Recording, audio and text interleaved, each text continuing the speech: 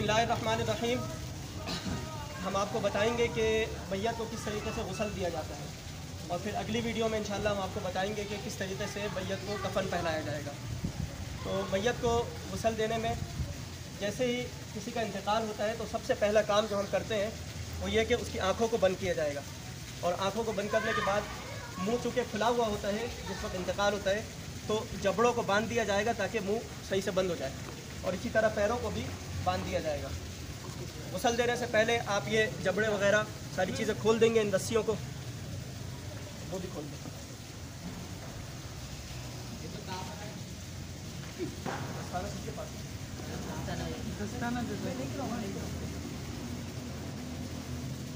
गुस्ल देने में सबसे पहला काम इस्तिंजा करवाया जाएगा मैयत को, और इस्तिंजा करवाने से पहले आप अपने उल्टे हाथ पे दस्ताना पहनेंगे, और खाली हाथ को इस्तेमाल नहीं किया जा सकता, खाली हाथ को इस्तेमाल करना गुनाह है। तो इस्तिंजा करवाने से पहले मैयत के अगर आसानी से कपड़े उतर सकते हो तो कपड़े उतार दें, अगर कपड़े उतारना मुश्किल हो रहा हो तो कपड़ों को काट दिया जाएगा। मैयत के हाथों को मोड़कर और पैरों को मोड़कर उससे उतारने की कोशिश करना ये दुरुस्त नहीं है, लिहाजा कपड़ों को काट देंगे अगर आसानी से कपड़े उतर ना पा रहे हो तो। फिर इस्तिंजा करवाने का तरीक़ा ये है कि आप उल्टे हाथ से पहले आहिस्ता आहिस्ता पेट पर मसाज करेंगे, आहिस्ता आहिस्ता दबाएंगे तो जो निजासत बाहर निकल जाएगी उस निजासत के ऊपर पानी बहाया जाएगा। थोड़ा सा पानी बहाएंगे, ये कपड़ा नीचे से उठा दें, ये कपड़ा बिल्कुल उठने ना पाए क्योंकि मैयत की शर्मगाह दिखे इस तरीके से ना हो, बल्कि नीचे से ही पानी बहाएंगे। पानी बहा लें। ये पहला काम हो गया, वो आपने अपने उल्टे हाथ से किया और उस पर दस्ताना पहनकर इस्तिंजा करवा दिया। अब दूसरा काम जो आप करेंगे वो ये कि अपना दस्ताना उतारने के बाद मैयत को वज़ू करवाया जाएगा, और वज़ू जिस तरीके से हम करते हैं उसी तरीके से करवाएंगे। वज़ू के जो 4 फ़राइज़ बताए गए हैं कि पहले चेहरा धुलाया जाए और हाथ वगैरह धोएंगे, तो उसी तरीके से वज़ू करवाया जाएगा। नहीं, पहले आप वज़ू करवाएंगे, पानी डालें चेहरे के ऊपर, इस तरह पानी डालें कि नाक और हाथ और मुंह बंद कर दें ताकि नाक के अंदर और मुंह के अंदर पानी ना जाए।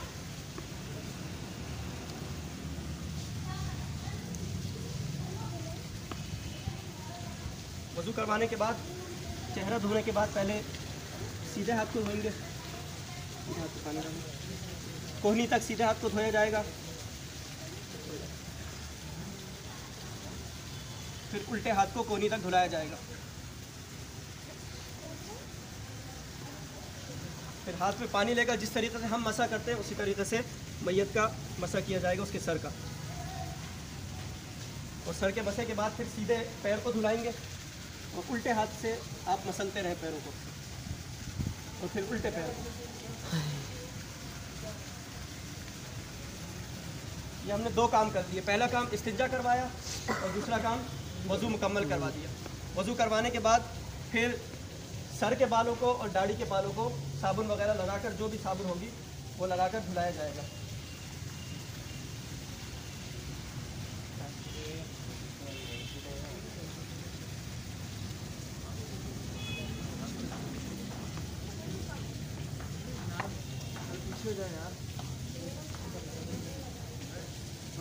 चलो पानी डालें थोड़ा, सारे ऊपर आ जाओ, और पानी में ये ख्याल रहे कि गर्म पानी इस्तेमाल करेंगे, और ऐसा पानी जो बेरी वगैरह के पत्तों से पकाया गया उस तरफ भी पानी डालेंगे।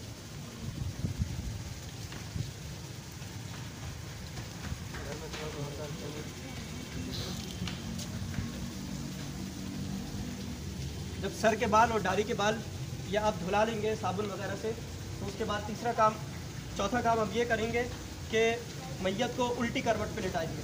उल्टी करवट पे लिटाने का फ़ायदा ये होगा कि सीधा जो हिस्सा है जिस्म का वो ऊपर की तरफ आ जाएगा, और फिर उस हिस्से को हम धुलाएंगे, और ये ख्याल रहे कि मैयत की शर्मगाह बिल्कुल भी ज़ाहिर ना होने पाए। थोड़ा सा कपड़ा इस तरफ करके ऊपर करें, इस तरह ये उल्टी करवट पे हमने लिटा दिया और सीधा हिस्सा मैयत का ये ऊपर आ गया।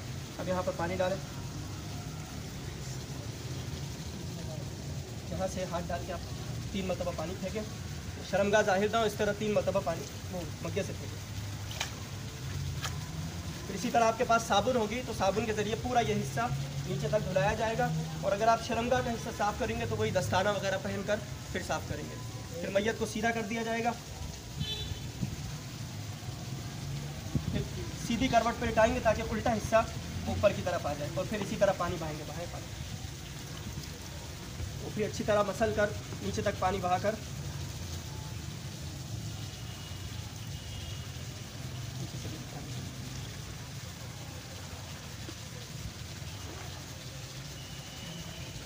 देखिए, हम ज़िंदगी में इस बात का ख्याल रखते हैं कि जब हमारे किसी अजीज़ को कोई मर्ज़ लाहिक हो या कोई बीमारी आ जाए या कोई भी मसला हो तो हम खुद उसे पूरा करने की कोशिश करें।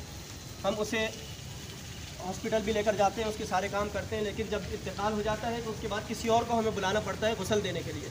तो अपने अजीज़ को खुद ही अगर गुस्ल देंगे तो ज़्यादा सवाब मिलेगा, और इस बात को सीखना भी चाहिए, इसका एहतमाम भी करना चाहिए। इतना गुस्ल देने के बाद फिर आखिर में एक मरतबा पूरे जिस्म पर हम पानी बहा देंगे।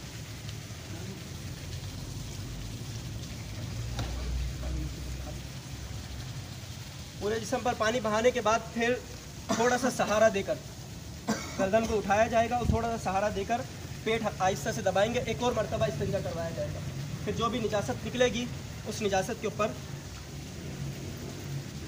कपड़ा हल्का सा उठाकर पानी डाल देंगे, पानी फेंके नीचे। तो ये जो अब निजासत निकली है आखिरी मरतबा, इसके बाद दोबारा से गुस्ल करवाना और दोबारा से वज़ू करवाना ये ज़रूरी नहीं है। एक मरतबा आपने पहले इस्तिंजा करवाया, फिर आखिर में एक और मरतबा आपने इस्तिंजा करवा दिया और निजासत निकाल दी। आखिर में आपके जो कफन का सामान होगा, उस कफन के सामान के अंदर कुछ गोलियां होंगी, काफूर की गोलियां। वो गोलियां आप लेंगे और उन गोलियों को किसी एक मग्गे के अंदर या किसी थोड़े से पानी के अंदर अच्छी तरह हल कर देंगे। इसमें पानी मिलाएं, इतना पानी ले लें कि एक मरतबा हम पूरे जिस्म के ऊपर आखिर में वो पानी बहा दें ताकि मैयत के जिस्म में से खुशबू महसूस होने लगे। आखिर में वो काफूर का पानी मैयत के ऊपर डाल दिया जाएगा।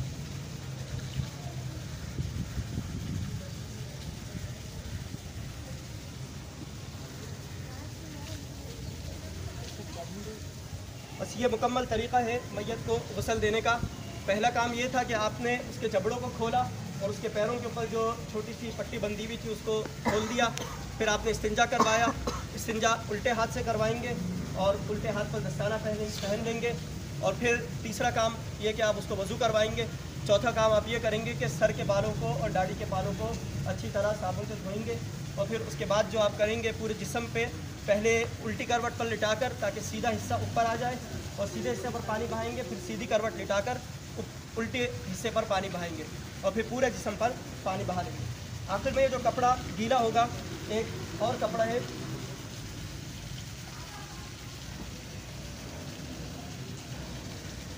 इस कपड़े को हम इस्तेमाल करेंगे बतौर तौलिया के तौर पर इस्तेमाल करेंगे और मैयत के आहिस्ता आहिस्ता से रगड़ कर साफ़ नहीं करेंगे, खुश्क नहीं करेंगे, बल्कि आहिस्ता आहिस्ता से उसके जिस्म को खुश्क करेंगे।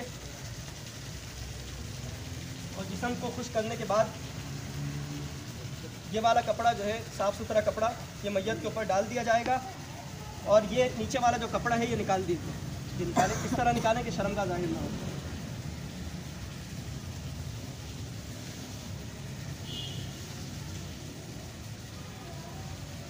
अगर औरत को गुस्ल देना हो तो औरत के गुस्ल देने का भी तरीक़ा यही है जो मर्द के गुस्ल देने का तरीक़ा है। आखिर में इसी तरह उसको लिटा दिया जाएगा और गुस्ल यूँ मुकम्मल हो जाएगा। जज़ाकुमुल्लाह खैरा।